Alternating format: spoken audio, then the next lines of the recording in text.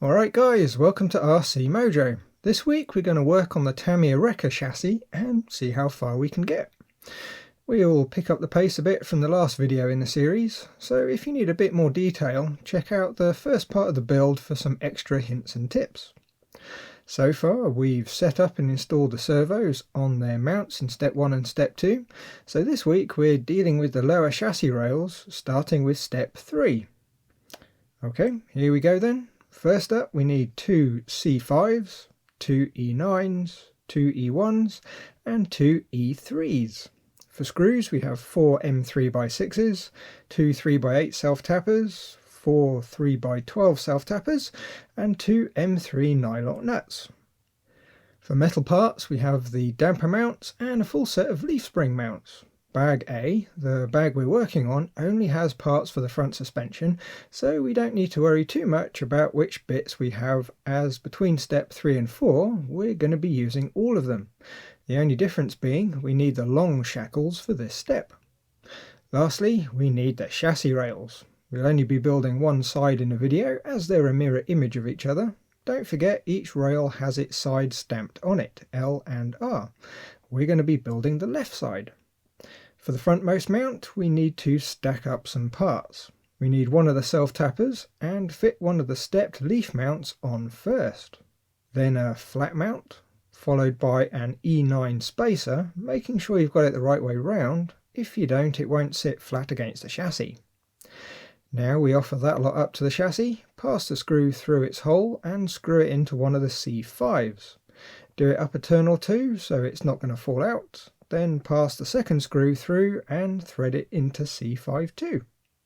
Once both screws are mostly done up, finish the job and nip them up completely. They don't need to be super tight though, just take up the slack plus a little extra tweak. The main thing is we don't want to strip out the plastic. Next, along the chassis we have the damper mount. We use the M3x6s here and thread straight into the chassis, so we're going to be needing some thread lock. Since all the parts in this little assembly are metal, we don't need to worry about contaminating plastic, so we can just drop a bit straight into the holes. We don't need much, just a spot on each side. Then we can use a cocktail stick to stir it around. Fitting the mount is just a case of offering it up and fitting the two screws. As usual, take up the slack, then give them a little bit extra. The screws will now have pushed out the excess thread lock, so the last job with the mount is to wipe up the inside face so we don't end up spreading it everywhere. The last bit is to fit the rear leaf mount. This time we take one of the step screws, fit a long shackle, an E1 spacer, the big one, another shackle, and then the E3 spacer, the thin one. Now we offer it up to the chassis and thread it into one of the M3 nylon nuts. All the spacers leave us with just enough free play that we can fully tighten a screw and nut without worrying about binding up the parts. Generally Tamiya are very good with things like this, so there's no fiddling around trying to set the tension. We just do it up and it's good to go. Although sometimes the nuts can be a bit tricky to get at, so some parallel jawed pliers do come in very handy. Right, so that's the left side. We just need to repeat on the right side, and that's step 3 complete. Step 4, the other set of leaf mounts. This is not surprisingly pretty much the same as step 3. There is one thing to note though.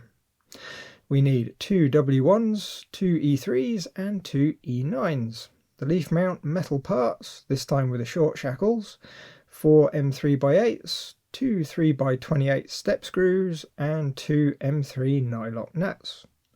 This time when we stack up the parts for the front mount we're using the M3 screws that thread straight into the chassis, which is fine, but we do need to use some thread lock so they don't work their way out. And we need to be really careful not to get any on the plastic, which is of course easier than it sounds. We fit the stack of parts just as they are on the chassis and take up the slack in the thread.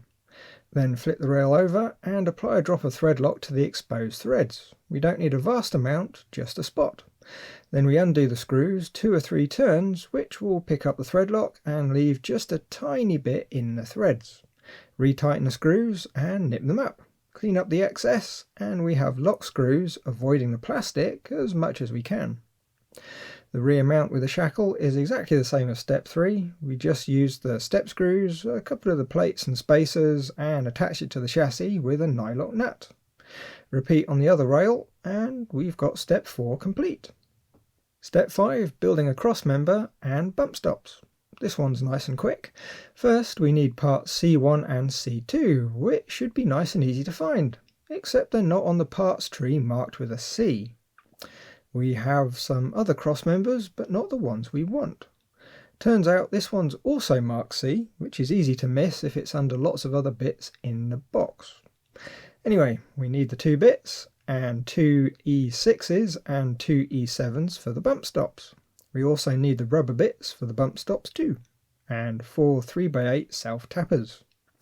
The bump stops need to get glued together. You can just about get away without glue, but it does make life much easier. The plastic part has teeth that dig into the rubber.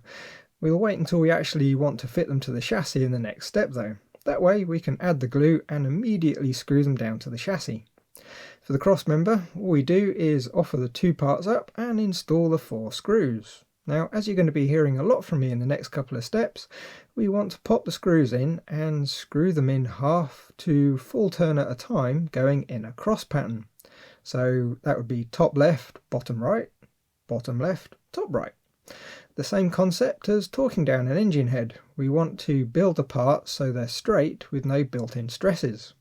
You could argue that it's not really necessary on an RC truck, but it's a really good habit to get into when building anything. If you do a DuckDuckGo for engine head torquing, you'll find more info than you thought possible on doing up some bolts. Right, so that's step 5 complete. Step 6, more cross members and bump stops. This time we need the bits from step 5. The metal hangers for the rear suspension, 2 F1 cross members, an X7 rear cross member, 4 3x10 self-tappers, 14 3x8 self-tappers, 4 M3x6s, and of course the chassis rails. Starting with the cross member from step 5, we need to offer it up behind the chassis rail so it lines up with its 2 holes. Hold it there and lay one of the plates over the top. Then, while not moving anything, we need to pop in 2 3x10s through the plate, the rail, and into the cross member. For now, all these screws are going to be left just a little bit loose. We want to have all the cross members in before we nip them up, so we have the best chance of building a nice straight chassis. In the middle hole in the plate, we want a 3x8 self-tapper, again left just a little bit loose. As we go in this step, all the cross members should be left with a little bit of wobble in them. At the very back end of the chassis, we fit the X7 cross member with 2 3x8s. Next we have the F1s. Now pay close attention to where they go. I got the first one right, but looking at this footage now a few weeks after recording it, I'm noticing that I managed to get the second one in the wrong place. Oddly, it almost looks like Tamiya were going to include a third F1 because it still works just fine. I'll probably go back at some point and move it, but it's really no biggie. Maybe finding another F1 and adding it would be the ultimate way to go about it. It's not like the extra weight's going to hurt anything. Anyway, with one of the sides done, we can offer up the other rail and start fitting more screws. Just like before, we're going to leave them just a little bit loose. Next up, we have the bump stops. Now the plastic part is a clamp for the rubbers. The idea being the teeth dig in to keep the rubber in place. We're going to need a little bit of thread lock to keep the screws in, so we'll use the thread lock in the hole method here. Adding some thread lock to the holes, stir it with a cocktail stick, then wipe off the excess. Now before we offer up the parts, we're going to use a spot of glue to make sure the rubber stays put. It's not too critical what glue you use, but I would recommend something that stays flexible. Yoo-hoo or Evo stick would be ideal, but even rubber or poly cement will do the job. It's just a little extra insurance so you don't have to try and get at them to refit if something happens. It's worth noting the plastic parts are sided, so make sure you've got them the right way round. If they don't sit down flat on the rail, you've probably got the wrong one. And there we go, one set of bump stops fitted. Now I'm afraid I'm going to have to leave it here for this week. As I type this script, it's Thursday evening, the one just before the Southern Scale Trail on Saturday. I've still got to get some trucks ready and charge batteries. Hopefully that means if I don't get too distracted by actually driving the trucks, you should get some outdoor video next week from the quarry, so that should be fun. In the meantime, I hope you enjoyed this video. If you did, leave a like, subscribe if you haven't, and leave a comment if there's something on your mind. Bye guys!